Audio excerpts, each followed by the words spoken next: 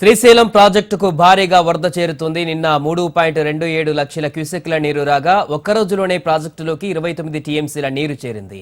శ్రీశైలం ప్రాజెక్టుకు సోర్స్ గా ఉన్న జూరాల నుంచి 1.7 లక్షల క్యూసెక్లు, సుంకేశ్వర నుంచి 1.65 లక్షల క్యూసెక్లు విడుదలవుతోంది. దీంతో శ్రీశైలానికి భారీ వరద ప్రవాహం కొనసాగుతుంది. శ్రీశైలం ప్రాజెక్టు పూర్తి స్థాయి నీటి నిల్వ సామర్థ్యం 215.81 టీఎంసీలు కాగా ప్రస్తుతం 135.94 టీఎంసీల నీరు నిల్వ ఉంది. మరో 3 రోజులు వరద ఇలాగే కొనసాగితే ప్రాజెక్టు పూర్తి స్థాయి నీటి మట్టానికి చేరుకునే అవకాశాలు ఉన్నాయి.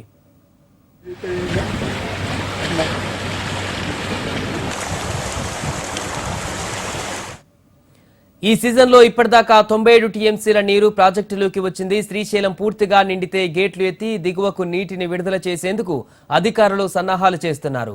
కాగా శ్రీశైలంలో విద్యుత్ చేస్తుండటంతో 31,784 క్యూసెక్ల వరద సాగర్కు వచ్చి చేరుతోంది. మరోవైపు గోదావరిలో వరద ప్రవాహం క్రమంగా తగ్గుతోంది. ఎగువన ఎస్ఆర్ఎస్పీలో 26 గేట్లు ఎత్తి 99,940 క్యూసెక్ల నీటిని దిగువకు వదులుతున్నారు.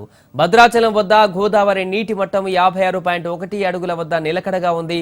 సుమారుగా 16 లక్షల క్యూసెక్ల వరద దిగువకు వెళ్తోంది.